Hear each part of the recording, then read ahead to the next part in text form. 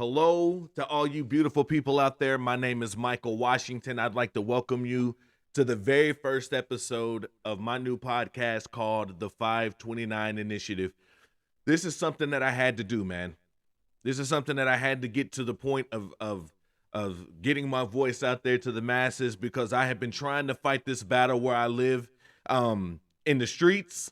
I've been finding myself fighting this battle in my workplace. I was really fighting this battle big at the polls when we had the midterms. I was going around telling different people the different information that I had, and I was trying to, encourage them to vote a certain way. I'm always finding myself in these conversations with people. And a big place that I have these conversations is on my Twitter feed. And I just came to the realization after talking to some friends and some people in my life. That I might as well get out here and use this platform just to share the information that I have, and whatever it turns into, it turns into. But it was getting exhausting having these conversations with different people, especially in the place that I live. I live in a very blue state. And so having that conversation with people, it gets tiring, it gets frustrating. And so it just came to the place where it wasn't enough for me to do it that way anymore. And so this is something that I'm excited about. This is something that I feel like needs to be done. And here's the thing: they've brought me from my neighborhood and my community, and they brought me to the media because there is so much stuff that's going on in our world that I could not continue to stay silent for another second longer without sharing my thoughts and opinions. And I know there's going to be people that like, does anybody care about your opinions? Well, here we are. I'm Michael Washington, and I'm hosting the 529 Initiative. And if you are like any of the people that are in my life, because I've talked to some friends and different people about this, as I mentioned, the first thing that they were asking me is, why are you calling this the 529 Initiative? And the name comes from the book of Acts, chapter 5, verse 29. And this is what it says to us. It says to us in Acts 5:29, and Peter and the other apostles replied, we must obey God rather than human beings. Again, we must obey God rather than human beings. I love this portion of scripture. It's very simple, it's sweet, it's to the point that we must obey God rather than human beings. This is something that is crucial for us to understand in our world right now because there is so much stuff that is being shoved down our throats. There's so much stuff that is being tossed at us, and there's so many different things of, this is the new trend. Now, put the Ukraine flag up, get your Vax flags up, put all of these things in your social media profile. Tell people, what are your pronouns? All of these different things are being shoved down our throats that if we don't get a solid foundation in something that is pure, we will continue to dive headfirst into the chaos that we find ourselves in right now. This world is losing its mind. And the thing about it that's frustrating to me is that it doesn't have to be this way, right? We can see change, we can bring change, we can be all of those different things, but we have to stand on something that is solid. And for me, that thing that I choose to stand on, that thing that is unwavering in my life is God. That's the thing, because God does not change. He is the same yesterday, today, and forever. That is what Hebrews tells us in chapter 13. And when our foundation is firm, when our foundation is something that is unwavering, we will find ourselves in a place that is steady. And so that's my question for you as we dive into this first episode. Do you feel like your world is steady? I guess a better question is, do you feel like this world is steady? I asked a friend that question, and the response that he gave to me was, the only thing that is steady in this world is that it is getting more depraved by the day. And that thought is so disheartening. Disheartening for a couple of different reasons. It's disheartening because first, I sound like those old curmudgeons. I think that's how you say that word, curmudgeons, that used to complain and whine and moan and stuff all the time. I remember when my brother and we would be outside with our friends and we'd be playing basketball or football, and the ball would roll into my neighbor's yard and he would sit out there, get that ball out of my yard, right? I feel like I'm turning into one of those people when I say that the world is becoming more depraved. But it's disheartening, not just for that. It's disheartening because at the end of the day, regardless of the way that I lean, or the ideals that I have or what I think is good and versus bad, all of those different things. At the end of the day, I love people and I genuinely want to see people be well. And these new leaders come in and they change the trends and people start to race towards that new thing. That new thing. Like I said, 1 minute it's post your vaccine status, and then the next thing is, are you supporting Ukraine? And then you can't ask about the vaccines, and this and are you sharing your pronouns, and are you saying the right all of these different things that people are running towards. They're running towards these things in hopes that it will bring them some sort of peace, that it will bring them some sort of clarity. But the thing about it is that peace cannot be found in those things. And that is why they change to go after the next thing and the next thing and the next thing. It's all in hopes that they will find something that will make them feel whole. But they don't understand that they aren't finite creatures. We're not finite beings. We are infinite beings. And if you try to put your hope in things that are finite, if you try to put your hope in things that will disappear from this world, you will always be longing for more. You'll always be longing for something else and for something new. And my friends, that is no way for us to live. There's no way for us to live. And I hope that people come to a place where they find that solid foundation, because it is only in that space that you will find peace. And I say all of those things realizing that I've been starting to preach to you, and I didn't intend to preach to you, but one of the things you'll understand about me is that stuff's going to come out from me from time to time. Those things are going to come out from time to time because I'm a pastor. I've been in ministry for over 15 years. And so sometimes when I speak, sometimes when we get into this dialogue, some pastor stuff is going to come out.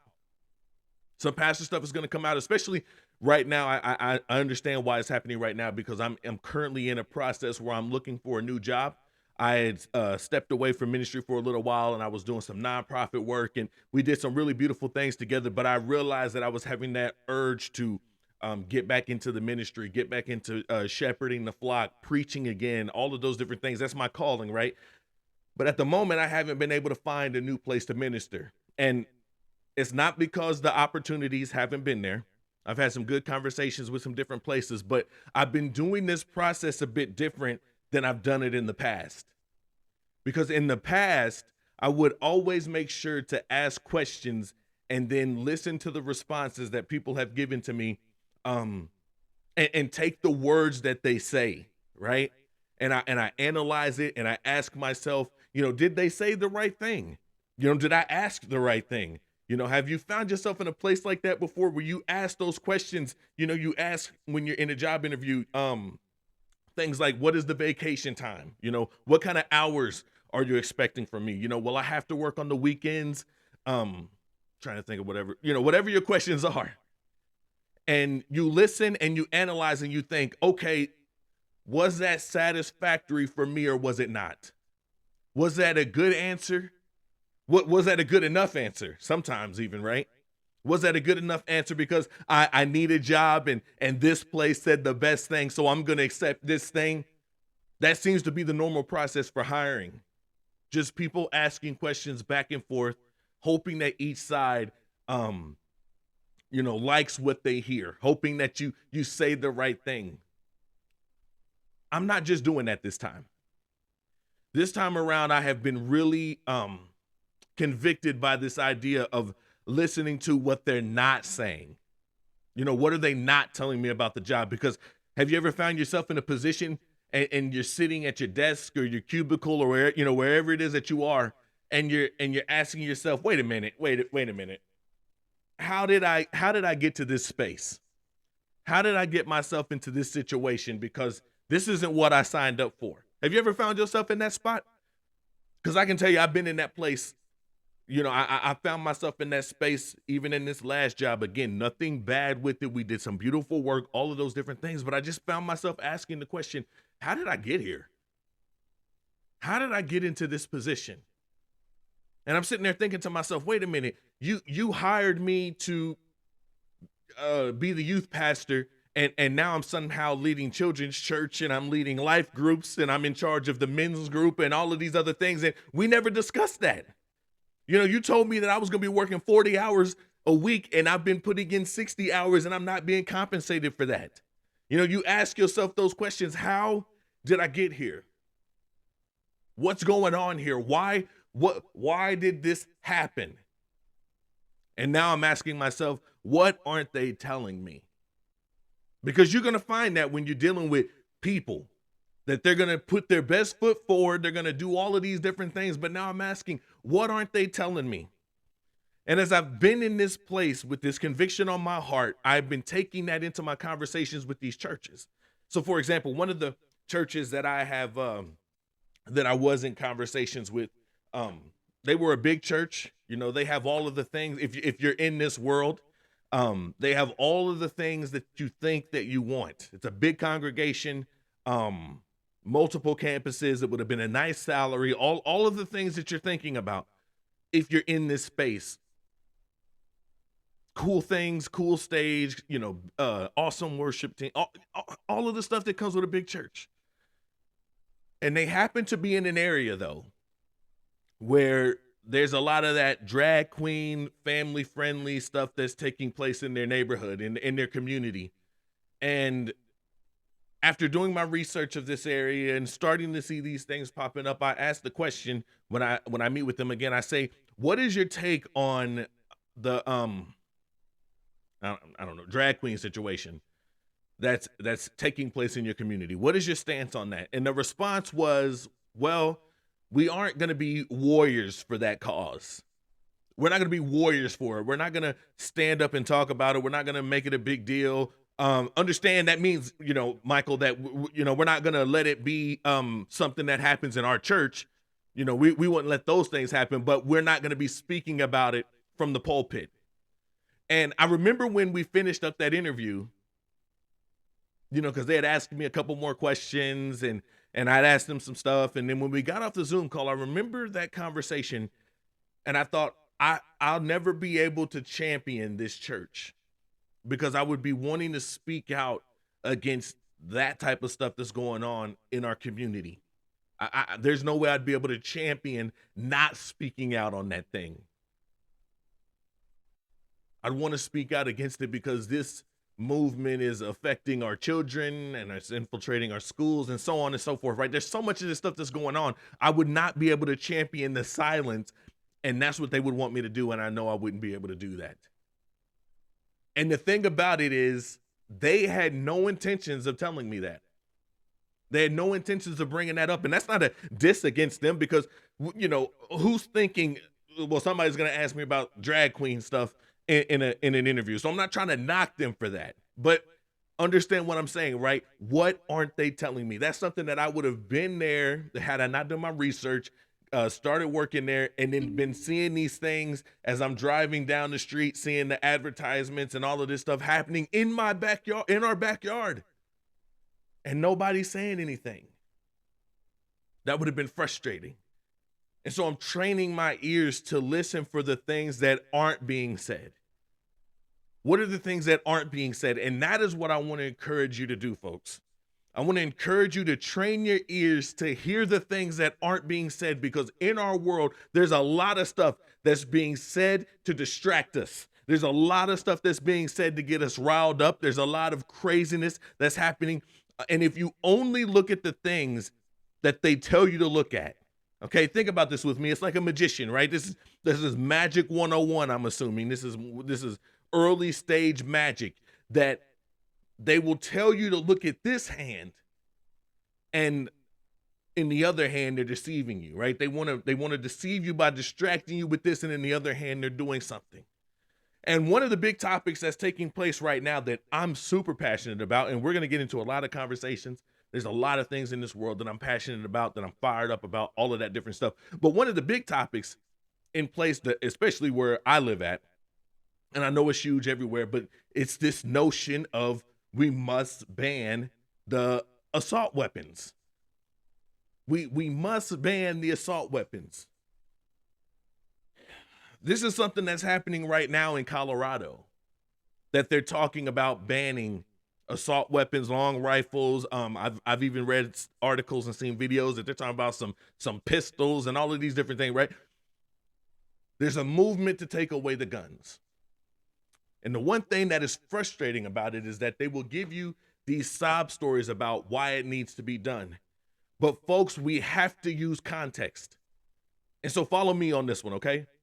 Because these are the same people that will post their thoughts about Sandy Hook on their social media feeds. These are the same people that'll follow it up and say we must ban assault weapons so that nothing like this ever happens to our children again. This is what they say to us. This stuff can't happen to our children again. And so this is what they say to distract us, right? To tug on your heartstrings. They share these sad stories and they tell you, we can't have this happen because look, this is the number one killer of children and all of these other things, right? The teacher that just got shot by the 6-year-old, and there was a video of some woman, and she was like, the only reason I'm in America is because my husband's in the military and we're stationed here. As soon as he's done, I'm going back to the UK because America has a gun problem. This is the stuff that people are saying. And don't get me wrong, my heart is heavy for those moments when that happens, right? My heart is heavy those days after what happened in Uvalde. My heart was heavy when that monster did what they did in that school, and you hear the horrific scenes that are being told to us. And I can't imagine, I cannot imagine what it would feel like to be a parent and you get that phone call that there's been a shooting at the school. I can imagine that your heart is dropping. And I can't imagine being a parent and you go to the school and you're one of the lucky ones and you get your child and you get to go home with them, and now you have to walk them through this traumatic event that they've experienced. You have to walk them through this experience and get them the help that they need, find them a counselor, whatever it is that they're gonna need to get over this horrific experience. I can't imagine that. And I definitely don't want to imagine, being that parent that gets the call and your child is one of the ones that's dead from the shooting. I think I would be devastated 1,000%. And I get it. It's terrible, and I wish that we lived in a world where bad things like this never happened. I wish that we lived in a world where people with mental health issues and brokenness and all of the pain and stuff that people deal with, that they could get the help that they really need. But unfortunately, we don't live in that type of world. We live in a world where a monster can decide one day, I'm going to go shoot up a school or a grocery store or a strip in Las Vegas. Like, I'm going to go do this disgusting act because people are broken. And the government and their allies remind us of this brokenness, don't they? They come out and they take advantage of the situation and they stand before the nation and they say, we are so sad that this happened. Our hearts and prayers go out, to those families and all of those people involved, to the school and all of this stuff. But now let me give you my 10-step plan on how to make sure that this never, ever happens again. And I just remember, every time that happens, I'm just like, really? First of all, is this the time? Is this the moment that we're supposed to be doing that? And you hear it all the time. They'll say things like, well, you can't let an opportunity go to waste. And plus, it's for the kids. And people hear that. People hear this and they have mourned the tragedy that took place, especially the people in those communities, and they get emotional and they get riled up and they get behind the movement and they say, yes, let's ban assault weapons. Let's ban them. Thank you, government, for caring about our kids. We are with you. Ban it. Go vote blue. Vote for this. Vote for that, right? All of these people post these different things. They'll post this stuff on social media. They'll change their profile picture stickers. All of this stuff goes on. And trust me, like I said, I live in a blue state. So I remember when all of this stuff was going down. Oh my goodness, I was bombarded by it. And I get it. I get how that could be something that gets you really passionate. I get how that's something that can get you riled up. But then I started listening for what they aren't saying. Because again, we're training our ears to hear something different, right? We're training our ears to hear the things that they're not talking about. And these same people that lecture us about the importance of protecting our children These are the same people who are not demanding that the names on the Epstein list be revealed to us. Now, wait a minute. Do you care about children and them not being hurt? Or could there possibly be something more going on than what you're telling us? Could it be that they want to ban assault weapons? And again, this is all speculation. But could it be that they want to ban assault weapons because they know that deep down these assault weapons could possibly pose a threat? They could possibly pose a threat down the line, and not just any threat. Because see, it's not a threat to them that bad people still have these guns. That's not a threat to them. It's not a threat to them. Hold on one second.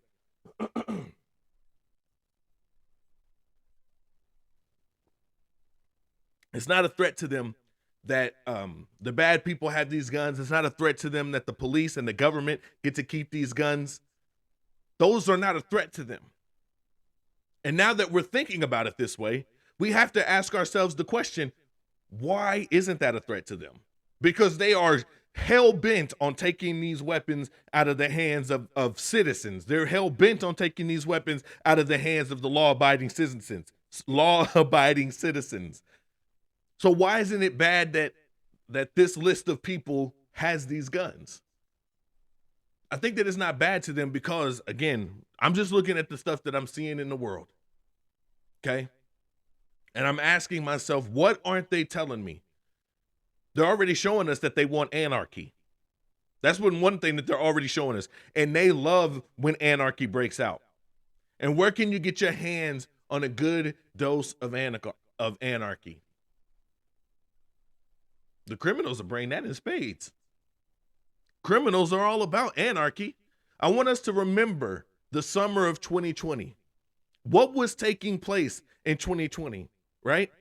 Because there was something along the lines, and they always try to change this up, but it was something along the lines of the most costly summer of damages or something along those lines, right? Even though those people will tell you that it was mostly peaceful. They will tell you that.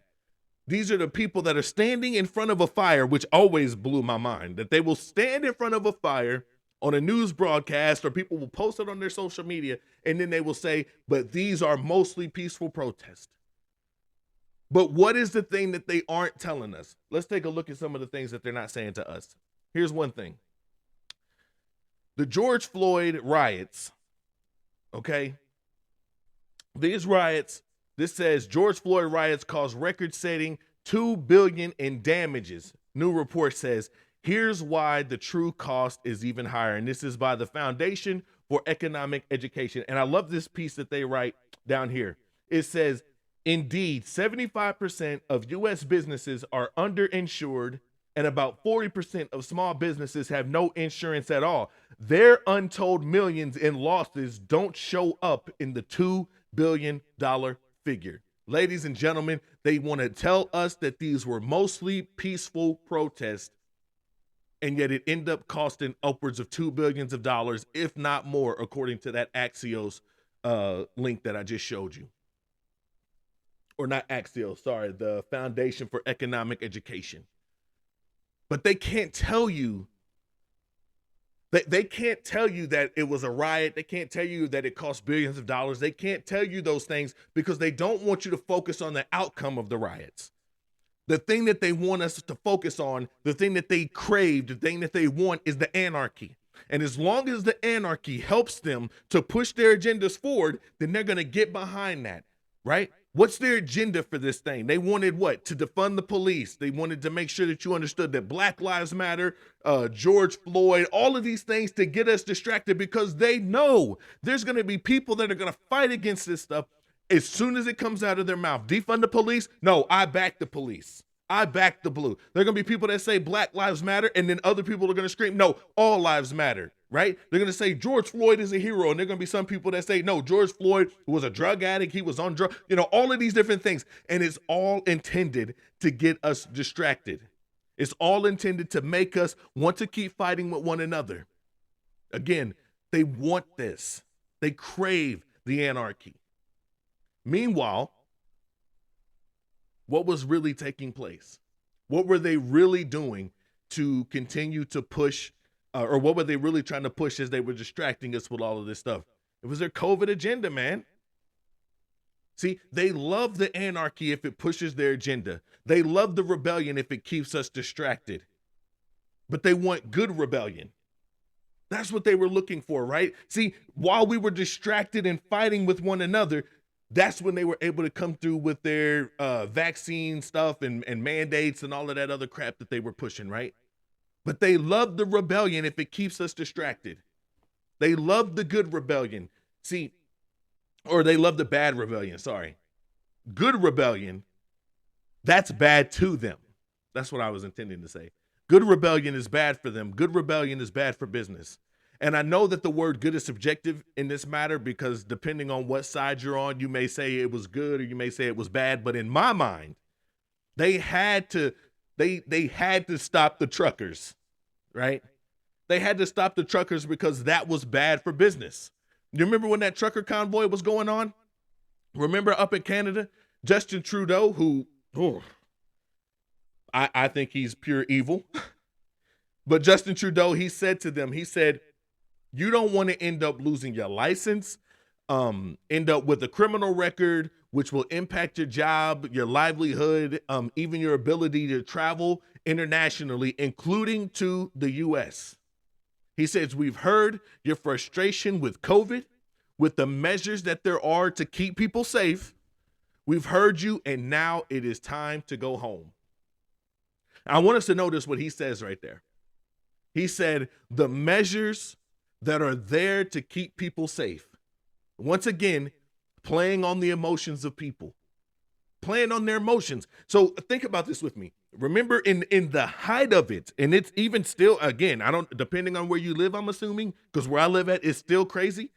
But think about this. They convinced people that I don't want you to hug your mom and dad or hug your friends or invite them over for Thanksgiving or invite them over for Christmas. I remember when I was watching the New Year's drop in 2021, maybe it was last year's, but there was a couple at the town square and they had gotten engaged and he stood up and she kissed him and they were kissing each other passionately with their mask on.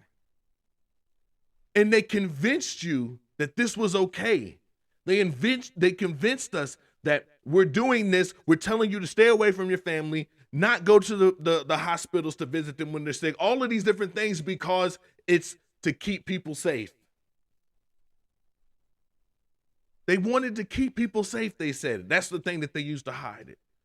And when the trucker convoy up in Canada didn't stop, what did he do? What did Trudeau do? He invoked the Emergencies Act. He started to freeze people's bank accounts. He took their gas away from them. He arrested them. Anything he could do because this had to stop because this was bad for business. But the question is, why was that bad for business?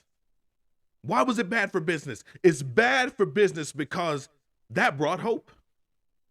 It's bad for business because that brought hope, and hope must be destroyed at all costs because hope will make a person feel like they could do anything, right? Hope makes people feel like they can rise up. Hope makes you feel like you can do things that you never thought you could do before. Have you ever been motivated like that? Have you ever had a coach in your life that made you feel like you could do things that seemed impossible? That's what a good coach will do. A good coach will make you feel like you can beat Goliath when all you have is that slingshot. A good coach will motivate you to win the game even when you're getting your butts kicked. That's what good coaches do. And that's what hope can do. See, hope motivates us to do great things. It motivates people to stand up and fight back against the bully. And that is not what the powerful people want. The powerful people want to do everything that they can to crush hope.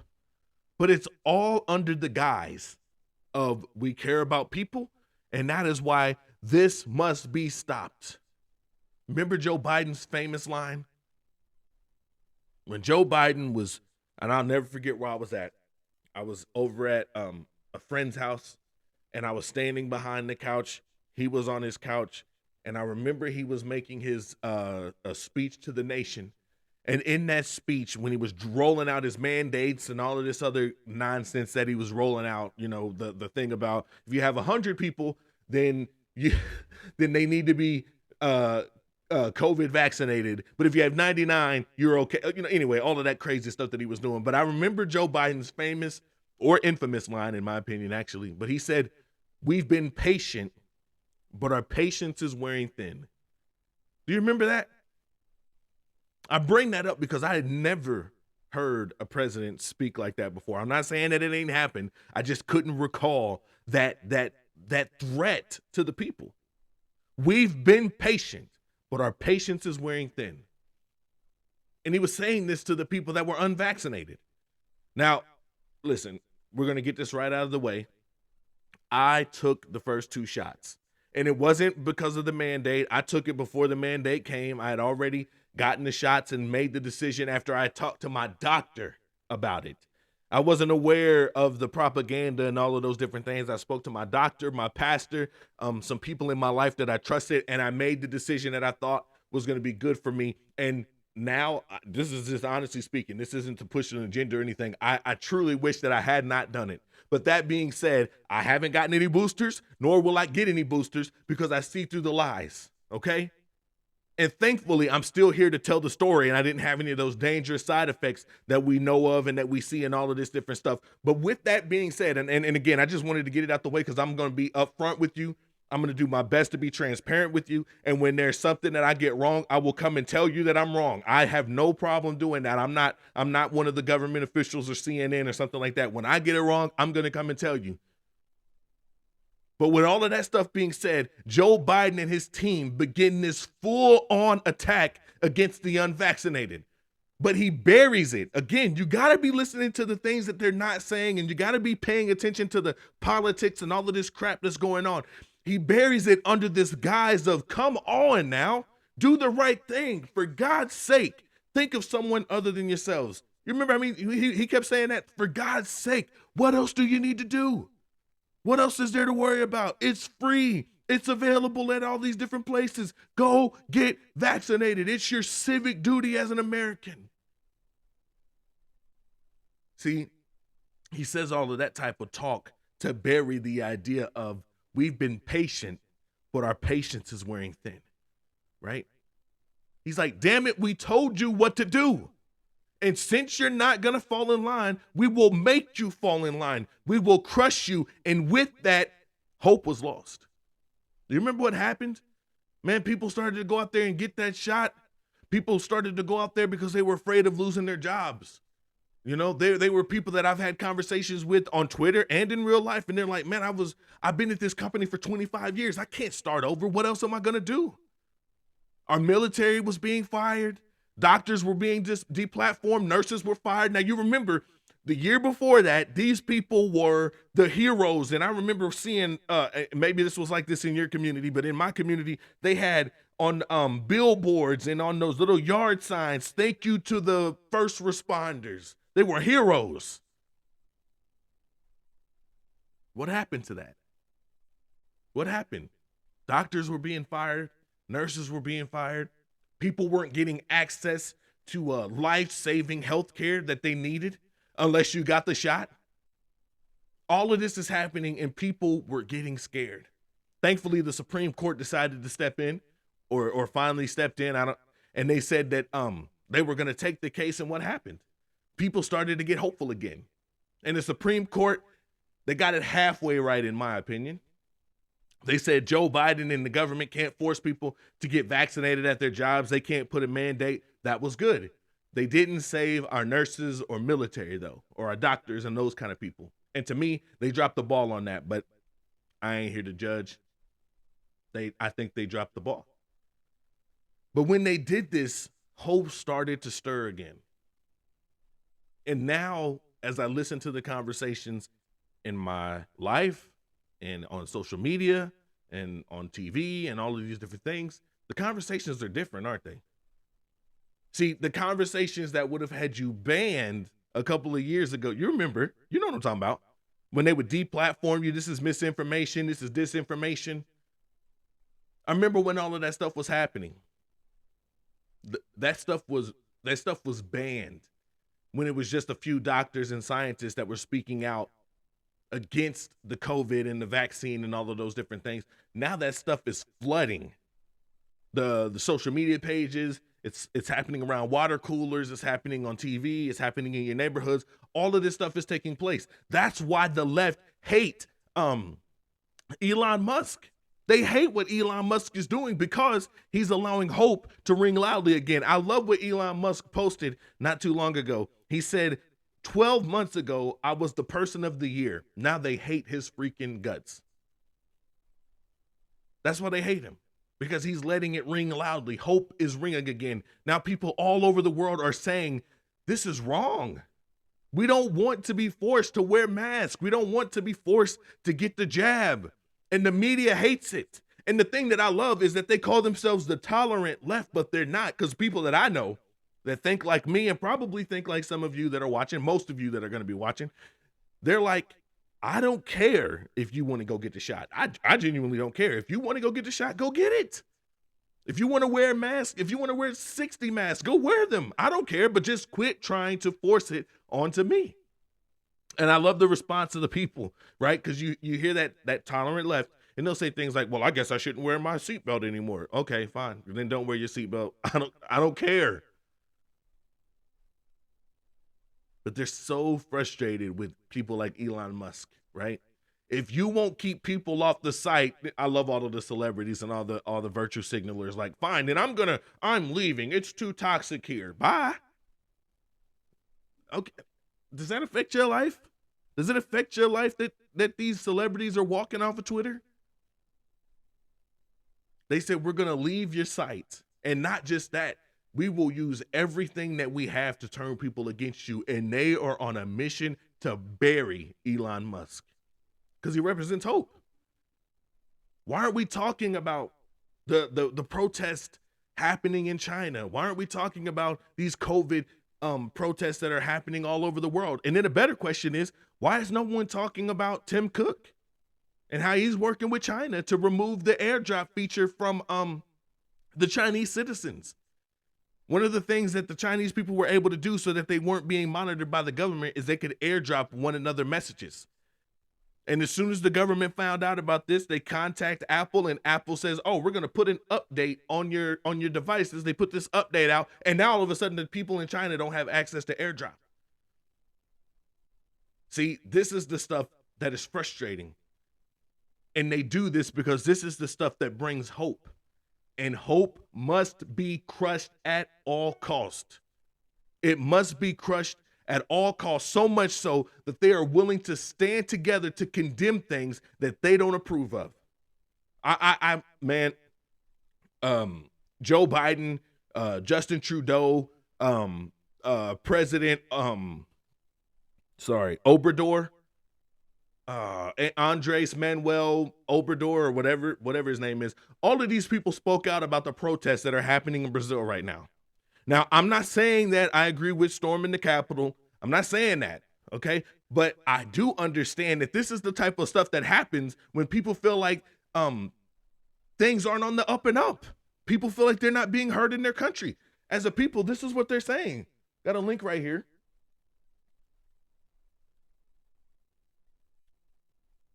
And this is what it says to us. It says, joint statement by President Joe Biden, Andres Manuel Lopez Obrador, and Prime Minister Justin Trudeau on Brazil, right? They all put out this statement, and it says that Canada, Mexico, and the United States condemn the January 8th attacks on Brazil's democracy and on the peaceful transfer of power. We stand with Brazil as it safeguards its democratic institutions. Our governments support the free will of the people of Brazil, and we look forward to working with President Lula on delivering for our countries, the Western Hemisphere, and beyond. Now, this is what they're saying in a joint statement. As a people, there's a trust that's supposed to exist between the government and its people. And that trust has been broken. When people don't feel like they're being properly represented, people rise up, don't they? When people don't feel like they're properly represented, they rise up.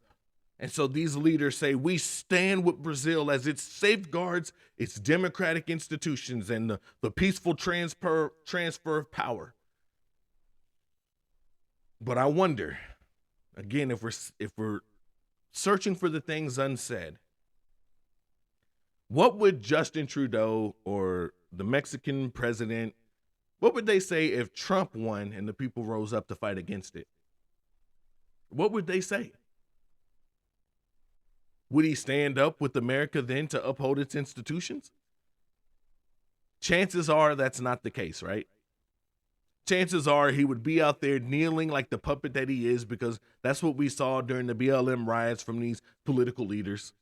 And again, those mostly peaceful protests where politicians went out there for their photo ops to show that they were in solidarity to the movement and all of this stuff. Meanwhile, people were destroying the country. And I can't speak for what it was like up in Canada or where other people live at, but here in America, people were destroying their own communities. And the government said nothing because, again, it pushes what they wanted it to push. And that is, we will give you your hope. We, the government, will give you hope. We will give you the words, and anything other than that, anything other than what we say is wrong. You remember Jacinda Ardern in New Zealand? You remember what she said? Let's look at what she said. Jacinda said this to us. She said, unless you hear it from us, it is not the truth. That's what she said. And then she follows it up by saying this. I am present on social media. I see it myself. I cannot go around and individually dismiss every single rumor I see on social media, as tempted as I might be. So instead, I want to send a clear message to the New Zealand public. We will share with you the most up-to-date information daily. You can trust us as a source of information. That's what she said in 2020. You can trust us as your source for information. She says that very plainly. And I'm trying to be careful with the things that I say because I don't want my stuff to be banned. But this gives me cause to pause. How about that? Coming from the government, that gives me pause to cause, right? Nope, cause to pause. Sorry. I sit here and I think about this stuff, especially here in America. And I just think, you know what? Thank you, Biden administration, for your wanting to create the Disinformation Governance Board. You remember that? I'm sure that their intention for that was and will be, because I'm sure they'll figure a way to get it back up and running. I mean, we already know that they're listening to the stuff that we say and all of that stuff, right? But I'm sure that it is totally meant for the benefit of the American people. I'm sure that it's going to be unbiased, that they only want what's best for us. You remember that? You remember Nina Jankowicz or Jankowicz? You remember that? Man, I'm truly disheartened that girl was not able to operate in that role, because I'm sure that was going to make, this will trigger them. I'm sure that was going to make America great again, right? Because we can't trust the government.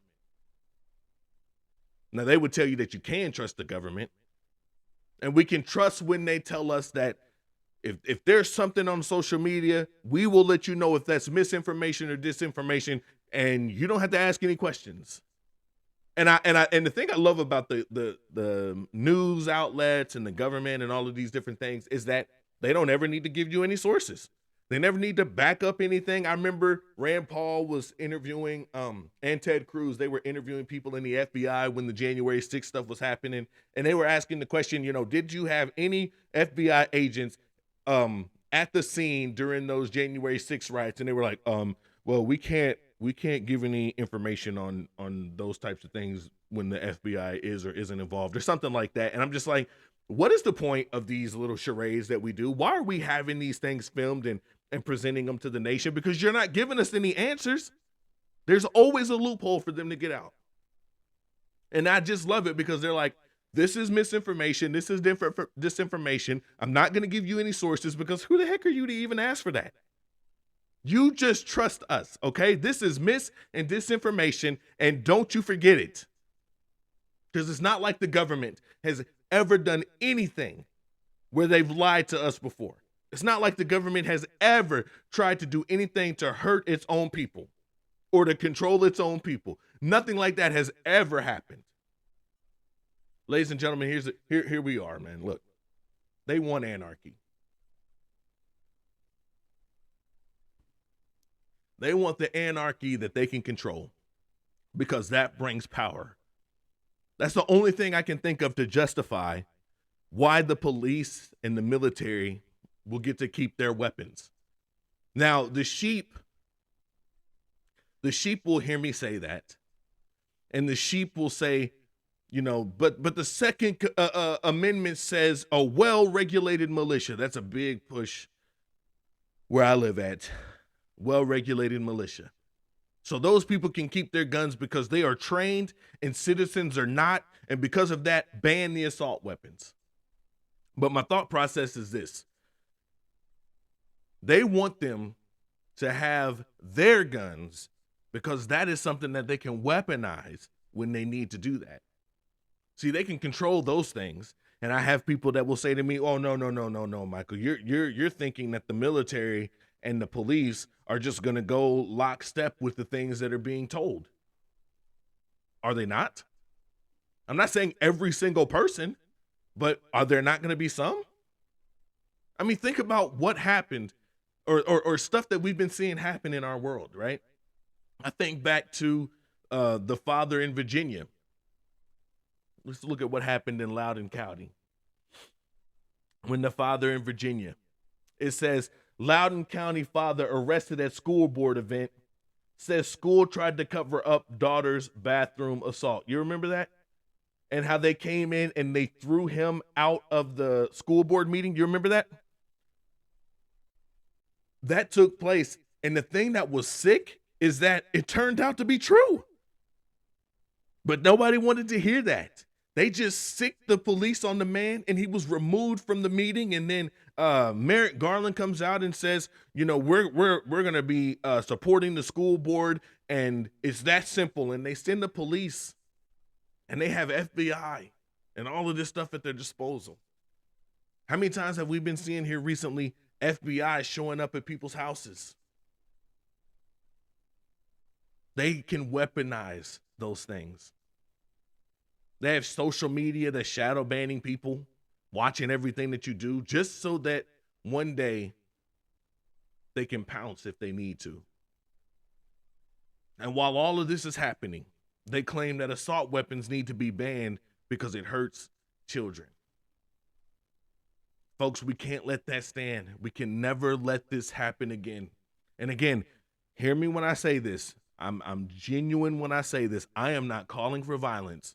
I am not saying that we need to storm the Capitols. I'm not saying we need to try to do any of those different things, but I'm saying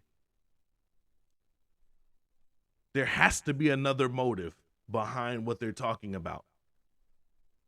Because if they want to take these weapons because they care about children so much, why aren't they working to get the Epstein list released?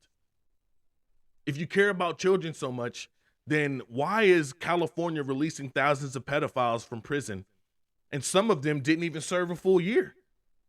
Right? If you care about children, why are you trying to normalize people that are attracted to kids by labeling them MAPs instead of pedophiles or groomers? Why are you suggesting things like, and this one is just sad to me. I want to show you something, and maybe you've already seen this, but look at this link. It says, this is from the Daily Mail, and it says, letting pedophiles live out their perverted sexual fantasies using child robots might stop them from harming kids, researchers controversially suggest. And this is the stuff that they're talking about. Now it says, importing a child sex doll or a robot is illegal in the UK and several other counties. And this was seized in Australia, right? It's illegal to import a child sex doll in the UK, but shockingly, There is no law specifically making it offense to own or to make one. Folks, if you care about our children the way you say that you do, why is this happening? Why are those the things that you're promoting? If you care about children the way that you claim that you do, why are we promoting abortion as a form of childbirth or as a form of birth control? And again, I'm not one of those crazy people that says never, ever, ever an abortion, because I have been there with families in that rare instance. I guess I can't say I've been there, but I've had people in my churches that have shared that story of, I had to make a decision between my wife or my child, and I chose my wife. Okay, how can I shame somebody for that? But I also know people that they've had 6 and 7 abortions. It's just a way to, like, oh, I messed up, made a mistake, it slipped through, oh well, get rid of it. That's not right if you care about children. If we care about children, why are we letting teachers groom our kids in the classroom and not letting parents know about the perverse stuff that's being taught to their kids in classrooms? Why are Disney executives openly talking about their gay agenda for kids? Why aren't we protecting children so that they can just be kids? If we truly care about them the way that you claim that you do, then why aren't we protecting them? These are the things that you aren't saying. And I think that it's time that we start demanding some of these answers, folks. It's time for us to get to a place where we sit here and say enough is enough. We can't just sit back and blindly take what they throw at us, because there's so much more that's at stake. And that's what I want to leave you with. I want to remind you to listen for the things that they're not saying. That's what I want to remind you of. And on top of that, I want us to remember something else. I want us to remember who the real enemies are. I was watching that video of the woman that she was doing a news report, and she passed out on live air, and she posted a thing on her Twitter, and I don't have it pulled up in front of me. So but she said, I've been harassed by people. She said, thank you to the people that have sent their well wishes and care. I've been harassed by people about what took place. I'm not going to share my personal medical history, but it had nothing to do with the COVID vaccine. And I was just sitting there thinking, it's weird that people are harassing her because she passed out and collapsed when she was doing that news report. Ladies and gentlemen, she's not the enemy. She's not. Now, if she's, it was definitely not the vaccine and all of that stuff. You can feel a certain way about all of that, but remember who the real enemies are. Remember that there are bigger fish in this water that we need to keep our eyes on. It's not us. We need to treat our neighbors better, because if we're waiting on the government to come in and make our lives better, that's never going to happen. It starts with how we treat our neighbors. So remember who your real enemies are, and listen for the things that they're not saying. With all of that being said, my name is Michael Washington. I want to thank you for tuning in to this first episode of the 529 Initiative. Join us every Wednesday. We're going to be promoting a new video. That's the goal. But join us, follow us on our social media links. And with that being said, I hope you have a great rest of your week. I'll talk to you next time. Peace.